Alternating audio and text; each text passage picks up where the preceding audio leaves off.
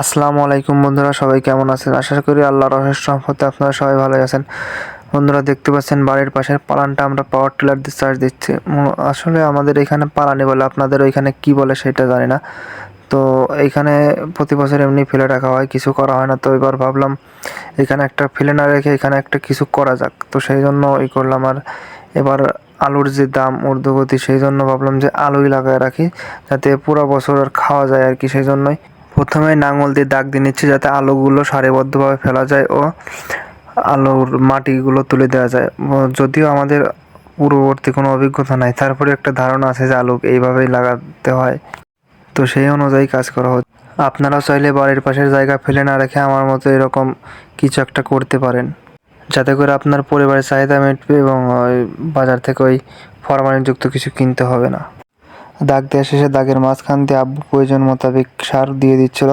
মূলত এই সারগুলো চাষ দেওয়ার সময় ওইগুলো দিয়ে দিতে হয়। তখন আমাদের বাসায় সার না থাকার কারণে তখন দেওয়া হয়নি। আর এখন তো সার দিলে পরে সারগুলো উপরে থাকবে, কোনো কাজেই দেবে না। আর যদি দেই তারপর মাঝখান দিয়ে তো মাটি উঠাই দিতে হবে, যে কারণে সারগুলো আলো পর্যন্ত পৌঁছাবে না। যার কারণে শুধু যেখান দিয়ে আলু পড়বে সেইখান দিয়ে সারগুলো দেওয়া হচ্ছে, যাতে ওই সারগুলো কাজে লাগে আর কি। আমার এই ভিডিও করে দেখে ছোটো ভাই সানারও বলছিল আমিও তো গরুর খামারি, আমারও একটু ভাইরাল করে দেন, মানে মজা নিচ্ছিল আর কি। আর এদিকে আব্বু সার বোনাও শেষ প্রায়, তো এরপর আমরা আলুগুলো লাগানো শুরু করে দিব। আর পাশের ক্ষেতে দেখতেছেন হালি বীজের দানা দিছে, সেটাও বের হয়ে গেছে মাশাআল্লাহ। আর ওই দূরে দেখতেছেন এক মামা হালি বীজের চারায় পানি দিচ্ছে, ওইগুলাও একদিন দেখাবো। আমাদেরও দেওয়া হয়েছে, ওইগুলো পানি দিয়ে একদিন আপনাদের দেখানোর চেষ্টা করবো ইনশাআল্লাহ। এর মাঝে আমাদের আলুর বেসনগুলো নিয়ে আসা হয়েছে, দেখতে পাচ্ছেন। আর দেখতে পাচ্ছেন অনেক আলু কিন্তু আমরা কেটে দিছি, কারণ যে বেসনগুলো বড় সেইগুলো মুখ বেছে বেছে, মানে যে কমপক্ষে একটা ফাল্টিতে দুইটা মুখ রাখতে হবে, সেইভাবে কেটে কেটে দিছি। তো বড়গুলো কেটে দিবেন আর ছোটোগুলো আমানে লাগাবেন, কোনো সমস্যা হবে না। প্রথমে আলুগুলো একটা ডিশে ঢেলে নিচ্ছি, যাতে আলুগুলো ফেলার সময় সুবিধা হয় আর কি। পলিথিনে করে তার আলুগুলো এই লাইনের মাঝখানে ফেলা যাবে না, সেইগুলো ডিশে ফেলে নিচ্ছে।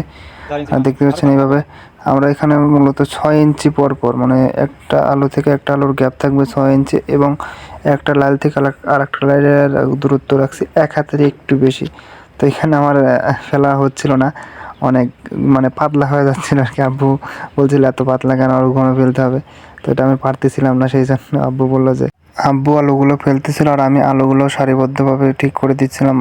মানে এক জায়গায় 2টা 3টা এবং এক জায়গায় অনেক গ্যাপ হয়, সেইটা আমি ঠিক করে দিচ্ছিলাম, যাতে পরবর্তীতে আবার মাটি তুলে দেওয়া যায়। সেই জন্য আমি এগুলো ঠিক করে দিচ্ছিলাম। আমি সারিবদ্ধভাবে রাখার পরে আব্বু আলু দিয়ে মাটি তুলে দিচ্ছিল। আর আমি বললাম যে ওইখানে তারও লাগানো লাগবে, তো আমি লাঙলটা টানি। তো আব্বু সেটাই দেখাই দিল, যতখানি গ্যাপটাকে মানে কতখানি কীভাবে গ্যাপ রাখতে হবে সেইটা আমি জানি, আব্বু দেখাই দিল আর কি। তারপরে আমি ওই কাজটা শুরু করলাম। আব্বু এই পাশে আলুতে মাটি তুলে দিচ্ছিল আর আমি ওই পাশে আবার আলু লাগানোর জন্য আবার নাঙলটা মানে দাগ দিচ্ছিলাম আর কি। এইখানে যে সারগুলো দেখতে পাচ্ছেন, মূলত আমরা এই সারগুলো এইখানে প্রয়োগ করছি আর কি। মানে লাল সার, তারপর জীব সার কি বলে আমি ওইগুলো জানি না, এখানে অনেক সার মিশানো আছে। তো সানার কি করছিলাম যে এক মুঠ খাইলে পরে তুমি অনেক মোটা হয়ে যাবে, ও আসলে একটু পাতলা, তো তাই। তারপর আব্বুকে বললাম যে নাঙল টানা শেষ, তো আপনি আবার আলু বিছান, আমি মাটি তুলে দিচ্ছি। তো আব্বু আসতেছে আলু বিছানোর জন্য, মানে আলু ফেলার জন্য আর কি। আর আমি এই পাশে চলে আসলাম যে মাটি তুলে দেওয়ার জন্য। আলু লাগানোর অভিজ্ঞতা না থাকলে পরে মাটি ওঠানোর অভিজ্ঞতা অনেক আগে থেকে আছে, কারণ মরিচের ক্ষেত্রে এরকমভাবে মাটি উঠাই দেওয়া লাগে। ওইটা যেহেতু আমরা মরিচ আবাদ করি, মানে মরিচ চাষ করি, তো ওইখানে আমাদের মাটি উঠাই দেওয়া লাগে, সেটার অভিজ্ঞতা অনেক আগে থেকে আছে। আর একইভাবে এইখানেও মাটি তুলে দিচ্ছিলাম। আর একইভাবে আব্বু ওই পাশেও লাইনের মাঝখান দিয়ে সার দিয়ে তারপরে সুন্দর করে সারিবদ্ধভাবে লাইনের মাঝখান দিয়ে আলুগুলো ফেলে দিচ্ছিল। ওই পাশের মাটি উঠানো শেষ করে আমি এই পাশেও চলে আসলাম মাটি উঠানোর জন্য। আপনারা খেয়াল করে দেখতে পারবেন, ওইটা একদিকে লাগাইছে আর এটা অন্যদিকে।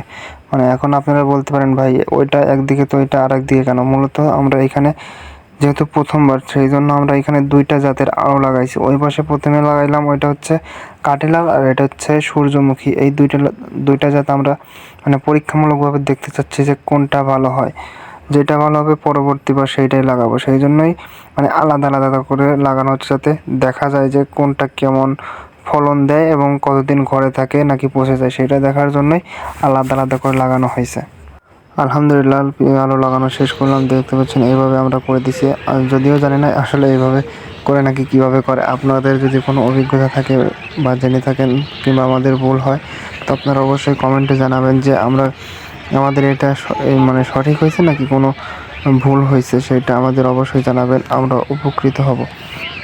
আল্লাহর অশেষ রহমতে আমাদের 10 কেজিতে অনেক অনেক বুই হয়েছে। আমরা প্রথমে মনে করছিলাম ওই গাছ পর্যন্ত হবে, কিন্তু পরে লাগাইতে আমরা দেখি ওইটা ছাড়িয়ে প্রায় আরও এই গাছ পর্যন্ত চলে আসছে। আল্লাহর রহমতে 10 কেজিতে অনেক বুই লাগানো হয়েছে। এখন দেখা যাক আল্লাহ কেমন ফলন দেয় আর কেমন আলু হয় সেটা দেখার আশায়। আর আপনারা অবশ্যই আমাদেরকে জানাবেন, যেহেতু আমরা এই প্রথমবার লাগাচ্ছি, তো এখন কি সার কি কখন কি করতে হবে সেটা যদি আপনাদের জানা থাকে আপনারা অবশ্যই আমাদেরকে জানাবেন। ধন্যবাদ। আসসালামু আলাইকুম রহমতুল্লাহ।